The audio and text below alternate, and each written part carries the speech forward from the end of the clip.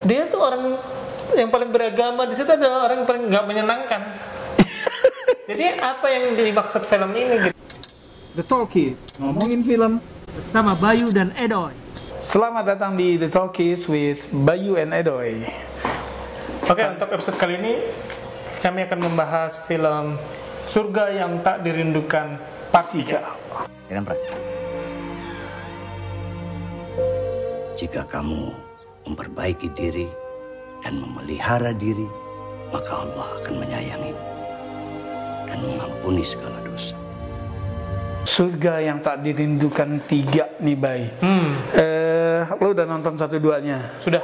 Oke, jadi 1-2 ini film sukses nih ya. Kan yang pertama tuh film terlaris 2015. Film keduanya ini termasuk sequel yang agak langka di sinema Indonesia. Lebih laris dari film pertama. Oh, gitu. Walaupun nggak di urutan pertama ya. Oke, nah itu film Lebaran 2015. Gue inget banget nih nontonnya pas Lebaran, setelah Lebaran. Nah kalau gue kebetulan karena muncul yang ketiga ini, terus yang 1-2 udah ada di streaming, gue belum nonton sebelumnya. Jadi gue maraton dalam 3 hari, gue 3 film. Oh, oke. Nah, berarti lu akan makin berasa dong kejanggalan film ketiga nih. Ini sebelum kita masuk ke filmnya ya. Yang gue gak paham adalah tokoh Arini, Laudya Cynthia Bella kan memang di film kedua meninggal kan. Meninggalkan suaminya yang dokter itu. Diperankan oleh Reza. Nah, di film ketiga Reza main tapi jadi karakter yang beda. Bukan suaminya. Arini kan istrinya. Istrinya iya, dokter yang dokter yang naksir dia kan? Yang naksir dia. Naksir si Arini kan. Di film ketiga ini Reza main tapi jadi karakter yang beda. Itu gue bingung banget karena gue baru nonton hari sebelumnya kan. Begitu gue nonton lagi, ini Reza. Terus kebetulan peran Maya Rose diperankan oleh siapa namanya? Marsha Timothy. Kok menghindari si Reza, bukannya ketemu di Hungaria kemarin? Iya. Santai aja. Apa ya masalahnya, tinggal bilang aja kan mereka akrab, apalagi Akbar kenal baik sama pas di Hungaria. Iya. Jadi gue nggak ngerti alasan kreatif apa, despite Reza being a good actor ya. Maksudnya memperankan Reza di film ketiga untuk memerankan karakter yang beda sama sekali, nggak ada hubungannya. Lagi untuk yang maraton yang belum nonton sebelumnya seperti gue, abis nonton 2, nonton 3, bingung. Gitu. Nah, ditambah lagi buat lo nih ya yang maraton, Meros ini pemerannya juga ganti kan dari Raline Shah ke Marsha Timothy. Ketika kita udah bisa lewatin barrier itu, ya udahlah kita ngikutin ceritanya aja gitu kan. Oke, ceritanya jadi masih melanjutkan. Ya, ini continuity nih. Continuity ya. Nah, kalau menurut gue menjadi menarik ketika kan di film pertama tuh si Meros bunuh diri ya, mau bunuh diri tuh karena dalam kondisi hamil, mau menikah, kemudian ditinggal kan, dan gak diceritain tokohnya siapa gitu kan. 1 maupun 2 gak diceritain. Iya, nah ternyata ini callback nih.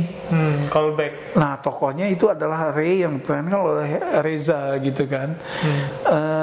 Itu yang itu yang jadi hooknya kalau buat gue ya, gitu loh. Oh iya, oke, ini jadi oke deh, gue ikutin gitu.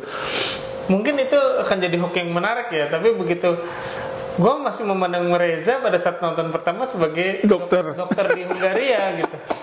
Iya, nah itulah. Jadi kalau menurut gue pilihan casting itu memang jadi riskan ya.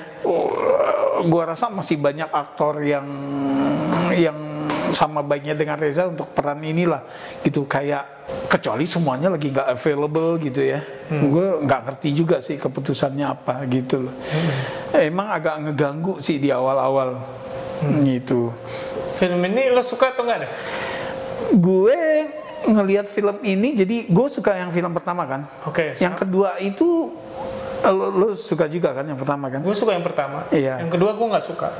Yang kedua gue itu yang udah ya ngeblur aja lah gitu ya.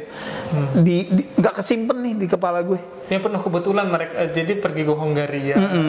Ada konferensi terus kebetulan ketemu Meros yang berada di sana juga, padahal yang kabur kan, yang udah kabur gitu. Gitu. Jadi of all places ada di situ gitu Kalau loh. menurut gue maksa.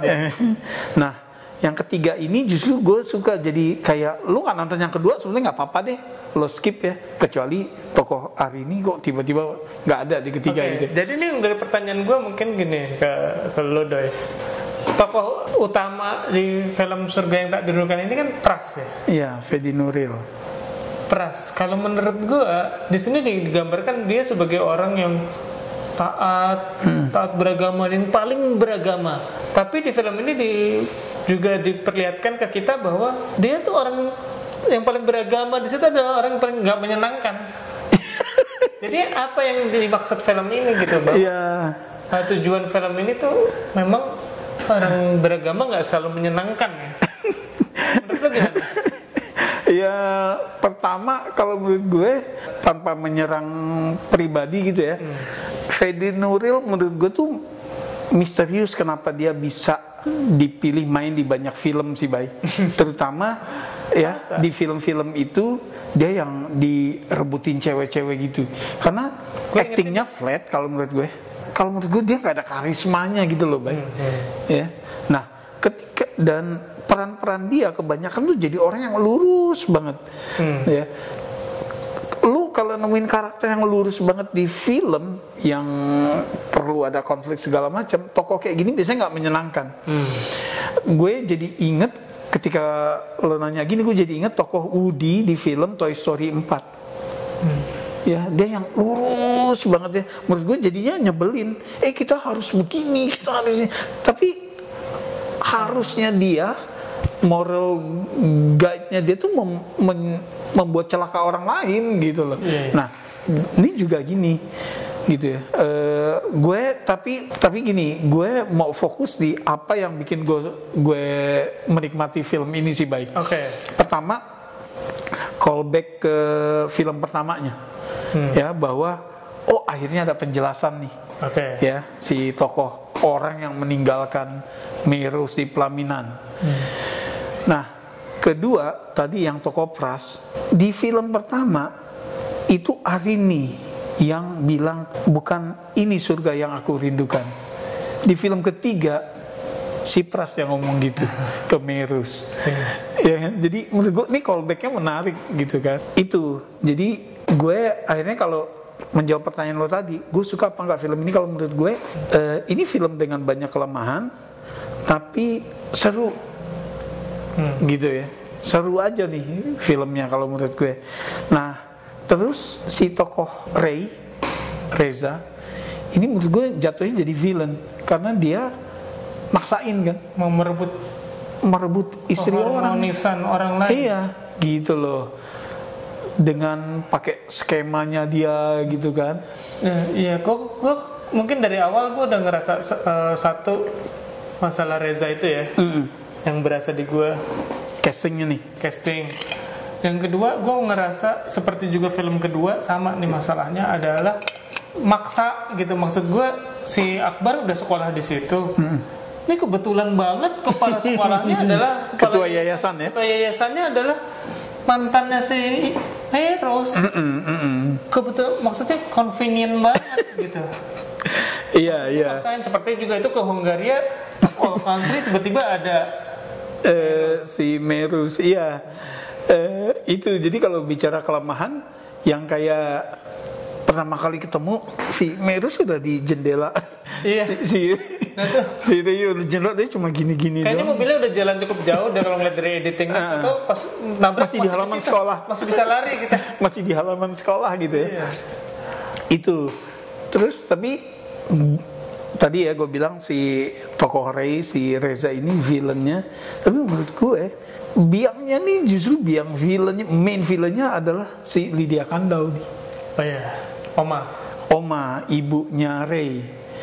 Karena di awal ini kan diceritain ya di film ini flashbacknya, dia nggak setuju Ray nikah dengan Meros kan.